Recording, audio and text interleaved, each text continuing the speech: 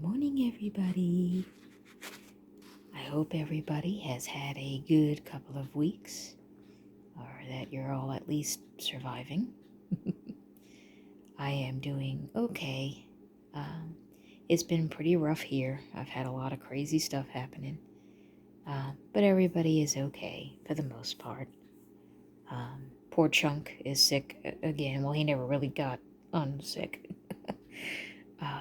He seems to have this perpetual sinus upper respiratory thing going on. So we're on he was back at the doctor again on Friday. And at least the good news is they run all kinds of tests on him and everything comes back fine.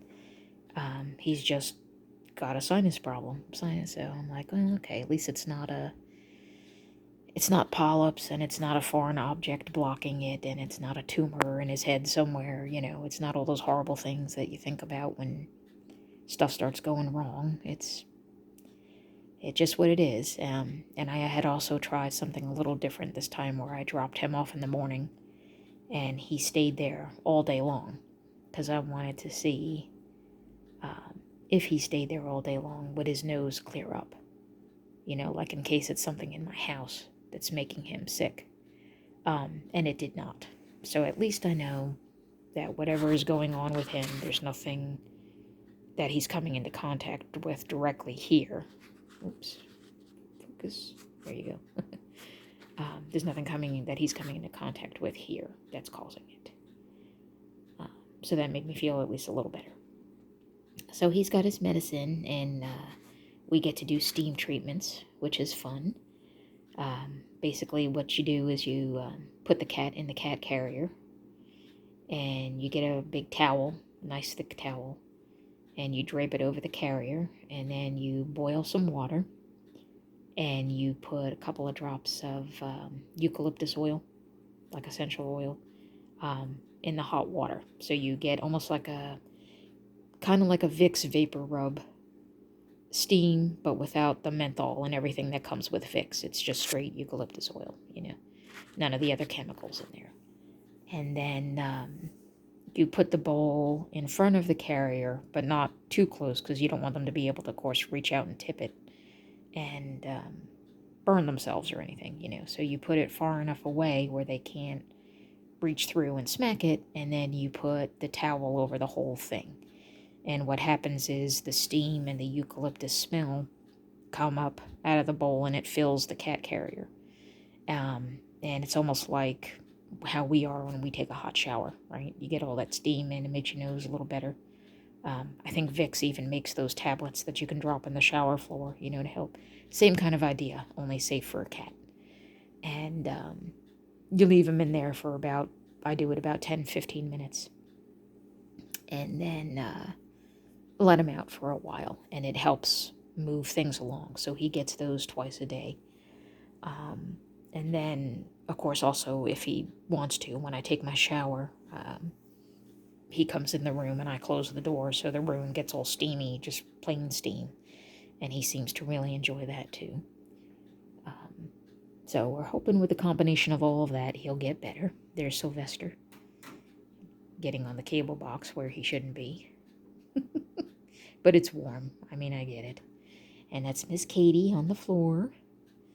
And Mr. Alex over there. And our Pete, good old Pete, who belongs to a very nice lady that I went to high school with. But he hangs out here because he's happy and she doesn't mind, so we're very grateful that he's allowed to be part of our family. And then that's it. There are some new stresses going on, in addition to all the gang that I take care of here.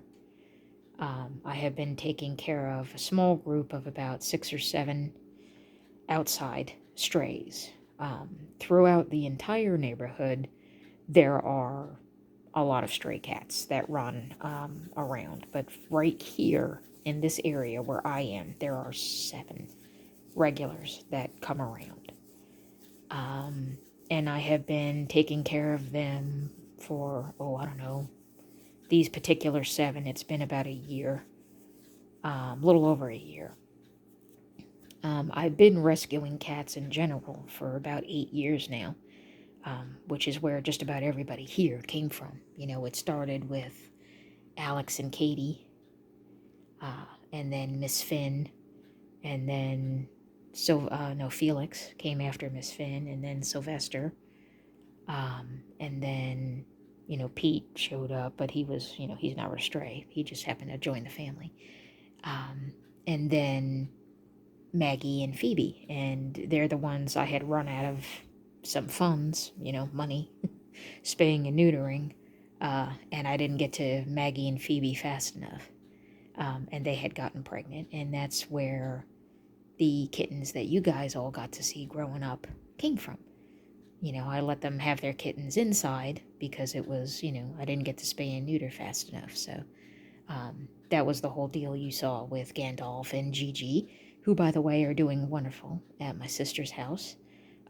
Gigi is using a litter box on a regular basis, so I'm very, very happy about that. So they both look very happy, and they're doing wonderful. They're both very healthy. Everybody is good. And then I still have, of course, Chunk, and I have Willow here. And the outside group that I had been taking care of for the longest time, I thought the neighbors were fine with, and they had been for the longest time. Then, as a matter of fact, they had even been helping and doing things like, in the summertime, if they had leftover, food, they'd toss it off their porch or toss it from their yards so that the cats could eat it, So they were sort of participating and making sure that the cats were fed. And I don't know what changed the dynamic, but something made everybody freak out about a week and a half ago, 2 weeks ago. And suddenly I had one on one side begin making legal threats, claiming property damage. I don't know. He seemed very upset about paw prints on the car, which I was confused about, and we just washed them off. It's a paw print, but okay. But scratches to the paint is basically what he's saying happened, which it was a single hairline mark, so I was a little confused by that as well, because it looked to me more like, when you brush snow off the car and a brush bristle hits it the wrong way. You know how it can leave a mark sometimes, and they're not brand new cars either, so I don't understand exactly. But anyway, I mean, you have a right to be upset, sure, if you think it's there. I don't know if it was definitely any of the group that I was feeding that did it, but, don't know if anything will come of it, but the threats were there. And I was pretty much told to get rid of the outside group or else. And I'm not sure what or else pertains to. I don't know if that means me or them, and I frankly don't want to take the chance. So, I'm going to have to spay and neuter a lot faster than I was originally anticipating. So, I was able, all the shelters here are full. There's only one shelter for the entire county I live in, and they just don't have the resources or the staff to do what needs to be done for cats. And it's disappointing because they're good people and they try so hard and they just can't keep up. We do have an SPCA here, but my experiences with them have not been good. Back before the pandemic, I had actually shown up with a very sick kitten and they turned me away. They said that it's not their policy to take sick or injured animals and they don't accept strays.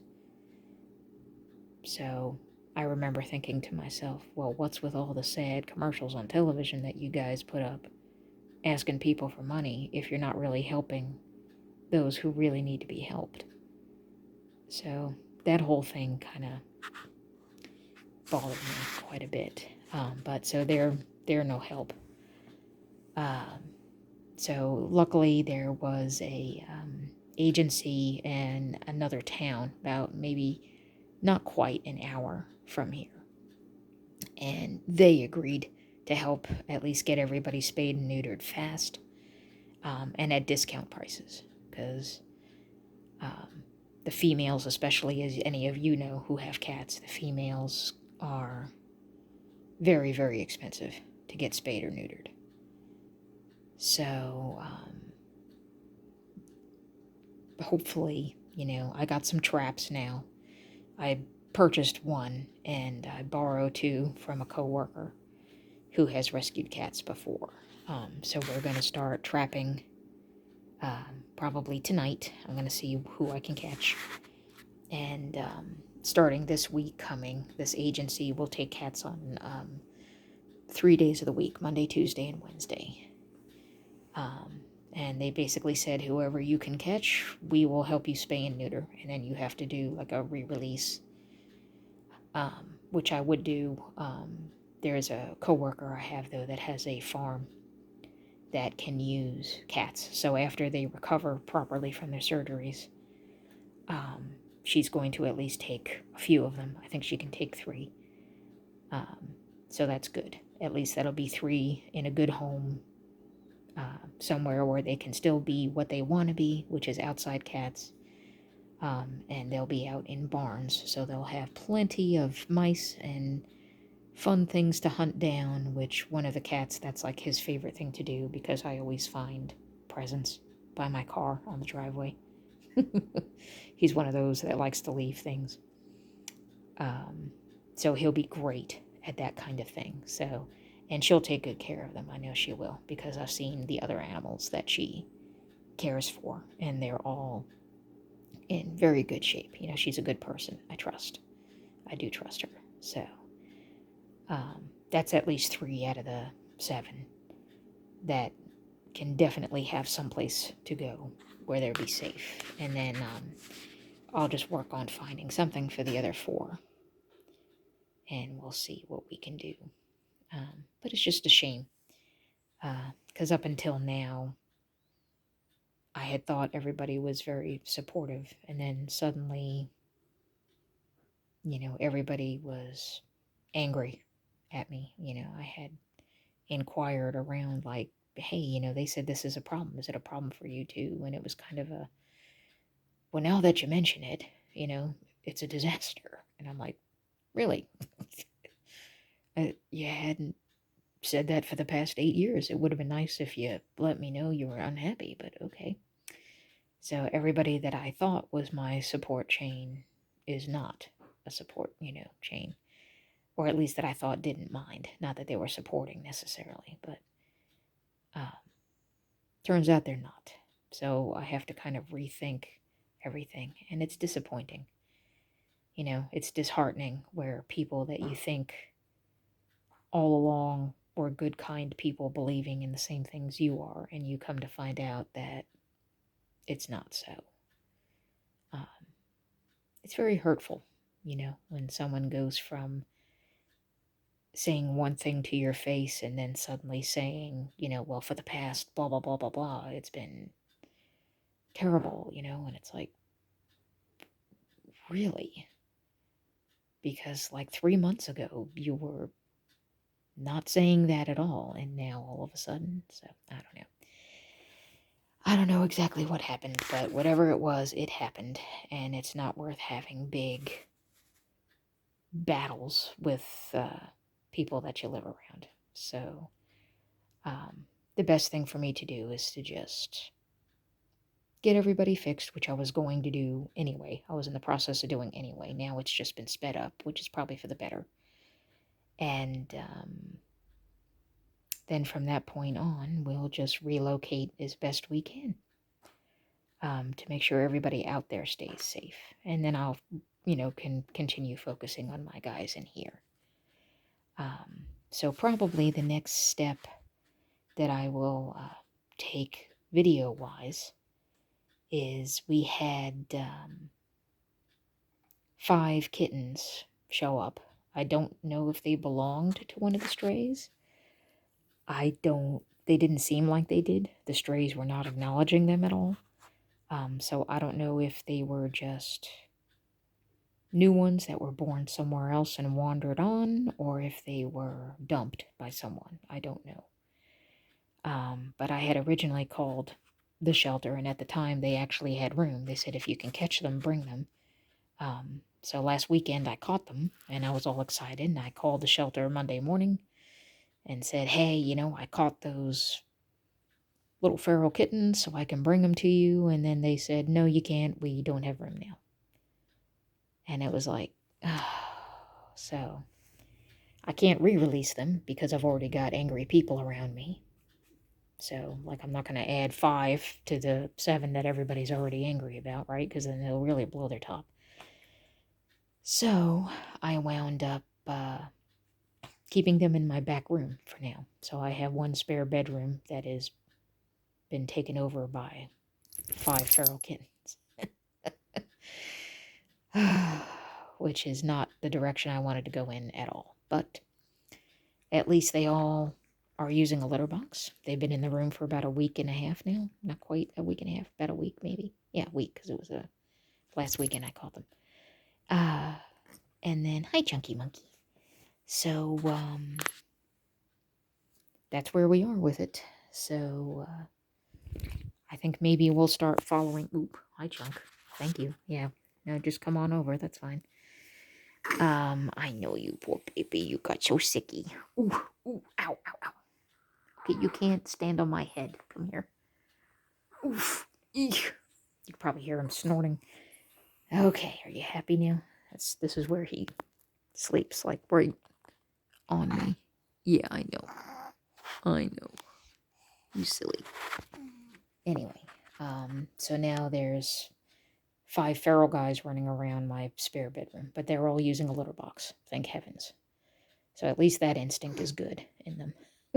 And they all look reasonably healthy. I mean, nobody's got goopy eyes. Nobody's all, sickly looking or anything. Their eyes are all clear. There's one that has some snot on him, but other than that, he looks pretty good. So I'm thinking maybe after I take care of the outside situation, maybe next week we'll start doing a chronicle about these new guys and their journey and what happens from feral to being friendly, hopefully, which has already started because they've already gone from running away when I open the door to they don't hide anymore. They go to the other end of the room and they sit and they watch me, which is progress already. They went from hiding to coming out, so that's good. And they're all eating solid food already. They're older. They look like they're maybe 7 weeks, 8 weeks. So odds are they would have been separated by mom already anyhow. So we'll see how that goes. But that's the long and the short of it, of what's been going on. So it's been very stressful. It's been very emotional for me because all I'm trying to do is help. And it seems like I keep getting either yelled at or put down because of what I'm trying to do. So it's disheartening. It is. But it is what it is, and I have to try not to let it get to me. I've still got all my inside guys that are here and that are good and they're healthy, and I'm here for them. And that's the main part. So we'll continue documenting what goes on with these guys, and we'll look into the journey of what goes on in the little feral guys until hopefully the shelter opens up some room again, and then they'll move on there so that they can be cared for in a better way than me, because I'm at work a lot, so it's not right anyway to have them running around. They need to be with someone who can really sit and be social with them and teach them. So that's the general plan. So we'll do an update next week, and we'll let you know who we caught, who got trapped from outside, who got spayed and neutered, and how everybody's progressing and how everyone does that has been relocated. And then we'll check back in with Chunky Monkey here and see if his nose is any better. Won't we, Chunky? Yeah, poor kid. And see, but everybody else is doing good, so it's just a little bit of a rough road right now, but it'll smooth out and things will work out one way or another. And here's hoping everything will be good. Um, and then I'm looking at the potential, probably in a year or two, once I know everything is taken care of outside and everything is good, that I might relocate myself and put the house up for sale and go somewhere else where there are either less people or the people that are there are a bit more genuine. Um, but we'll see. We'll see how that all goes. That's a long way off in the future, though, so let's worry about the here and now, huh? I know a lot of other people out there have a lot of their own issues going on, so kind of like we're all going through something in one way or another. So I kind of feel like let's just try to get through it one week at a time, one day at a time if you have to, one week at a time. And we'll just all together, you guys and me, and we'll keep doing what we got to do, and we'll keep moving forward and doing the best we can. And let's just hang in there with each other. Huh? It seems to be the best that we can do. So you guys hang in there, and I'll hang in there, and we'll meet up again on the other side and see how it goes. So just keep the faith. Be good to each other. Try not to let the world crap on you, even though it does at every opportunity it gets. Don't let it stick, right? All right, guys. Have a good one. We'll talk to you later.